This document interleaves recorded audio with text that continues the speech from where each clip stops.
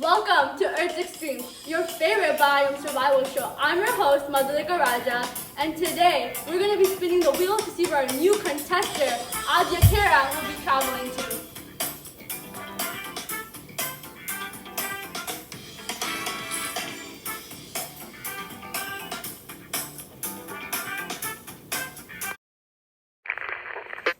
Hi guys, we're nearing our location. Looks like we're in the tundra.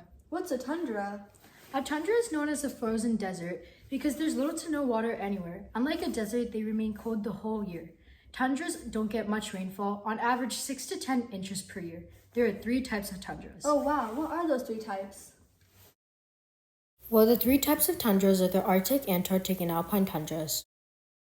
The Arctic tundra has temperatures from negative 40 degrees Fahrenheit to 64 degrees Fahrenheit. They're located in regions south of the ice caps of the Arctic Ocean. The second type of tundra is the Antarctic tundra, which is located in the southern hemisphere around the South Pole. The Antarctic tundra is between 116 kilometers and 1,400 kilometers in altitude. The Alpine tundra is the type of tundra most commonly found in the northern hemisphere. It is the tundra that we're dropping you at right now. The tundra is at 11,000 to 11,500 feet in altitude, and its temperatures range from 37 to 54 degrees Fahrenheit in the summer. In the winters, its temperatures will stay around 0 degrees Fahrenheit. You will have to undergo strong, frequent winds that range from 5 to 10 miles per hour and cold temperatures. The growing season for the tundra is from June to September, so we're still in the growing season. Let's take inspiration from people from the Ice Age. Ancient people used the skin of animals like woolly mammoths and other creatures to keep warm during the harsh winter. They also relied heavily on fire that kept them warm and to cook food, which was usually the meat of small and large animals. This diet helped them accumulate fats that would provide insulation for their bodies. But we've provided jackets for you to keep warm, as well as some fire starters that can come in handy as you travel across the Alpine tundra. Okay, looks like you're going to have to jump now. This is the exact location we want you to be in. Take your backpack, it will help you in your survival. Bye. Got it. Wait, you forgot your hot hands!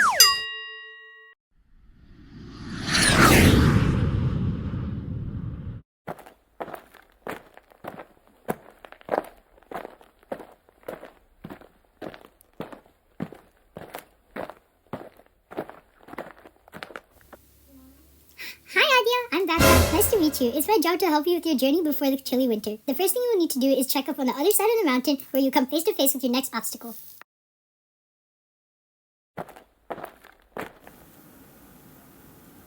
Help me! I need help! I need help, please! Aadya couldn't believe what she was seeing. Could that possibly be a Rocky Mountain goat? She had heard of the species many times before, but she never thought she would actually see one. They were famous for their soft white fur and beautiful black horns. Thank you for your generosity. As a token, I shall educate you about the dangers of the Alpine tundra. Coyotes are a predator in the Rocky Mountains, and they usually hunt in groups, also known as clump distribution, if you want to put a fancy name to that. Keep that in mind as you trek through the Alpine tundra. Another dangerous group of animals to look out for is the mountain lions. They are the largest predators here in the Rockies, and they normally travel solo. They typically catch their prey by stalking, so make sure to be aware of your surroundings. With the goat's advice, Aadya continued onto her journey, looking out for these predators. Oh, look how dark it is.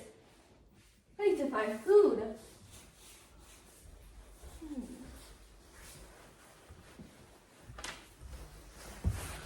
Look, it's berries! Wait, are you sure they're edible? Let's look at the guide inside of me to see if they are safe. The soil pH of the Alpine tundra ranges from 4 to 7, depending on the location. However, most of the Alpine tundra soil is acidic, with levels less than 5. Because of this, certain plants that can withstand high levels of acidity in the soil can only grow in this tundra. There are several types of plants that can grow in the Alpine tundra. Some of them actually have medicinal properties like the Alpine forget-me-nots. The Alpine sunflowers actually have an adaptation because they face east and do not follow the sun like regular sunflowers. This is an adaptation to avoid damage from violent afternoon thunderstorms that blow from the west. Baneberries here are clearly labeled as poisonous, and they look similar to high-bush craneberries. Alpine bearberry is an edible, low-growing shrub that grows in high elevation and treats urinary tract infections. Other examples of plants found in the tundra are the sulfur flower, alpine willow, and plains prickly pear. Based on what we know, what plant should Aadya pick?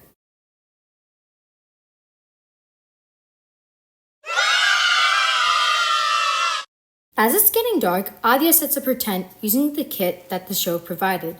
Backpack warns Aadya not to keep food in her tent, otherwise she's going to attract animals. But she doesn't listen and goes to bed. At night, Aadya wakes up to the strong thunder winds and she is terrified. Her whole tent is shaking and she's tumbling and she's crying. She can't even get a peaceful night's of sleep.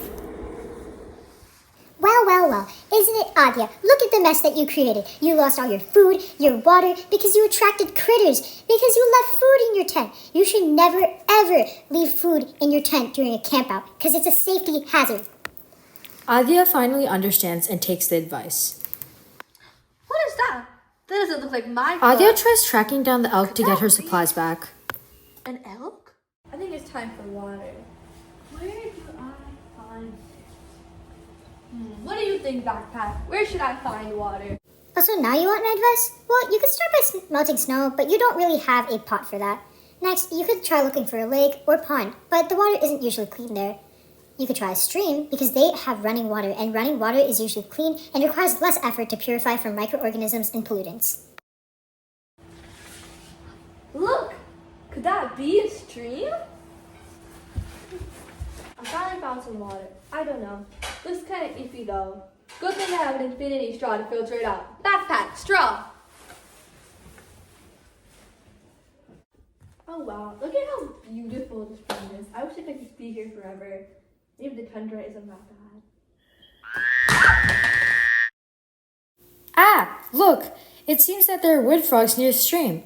They range from 2 to 3 inches in size and come in colors of brown or tan, which can differ due to exposure to the sunlight.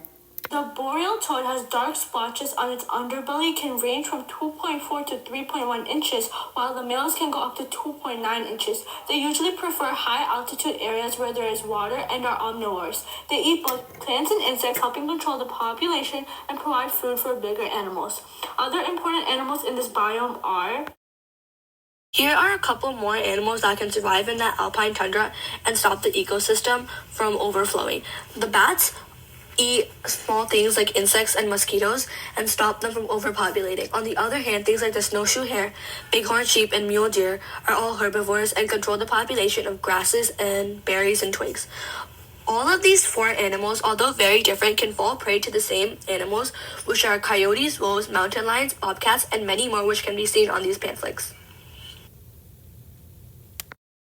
These organisms are organized into a hierarchy based on their diet called an energy pyramid. The first trophic level includes producers. The second includes primary consumers or herbivores. The third includes secondary consumers or carnivores. And the fourth includes tertiary consumers or top carnivores. Decomposers outside the pyramid are important as they get rid of waste of animals by digesting them.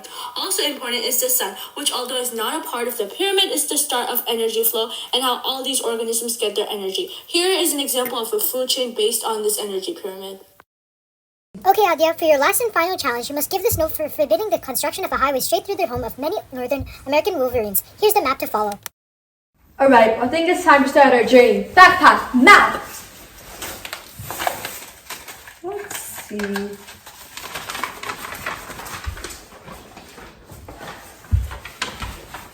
Oh no, look at those clouds. Starting to rain. I really hope it doesn't make the walking conditions worse.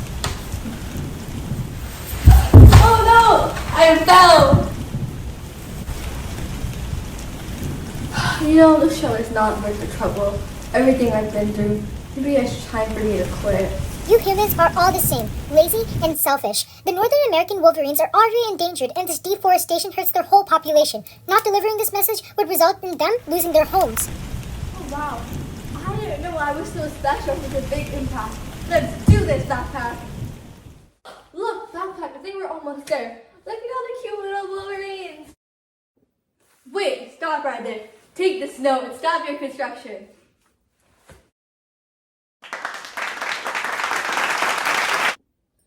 Aadya, you successfully completed your challenges and survived the tundra and won a free trip to your dream destination. How do you feel? Okay, well, the experience was definitely unique. Although if I'm being completely honest, I don't think I'm going to be stepping into any cold environment for a really long time. I'm going to use my vacation to heating up in Hawaii.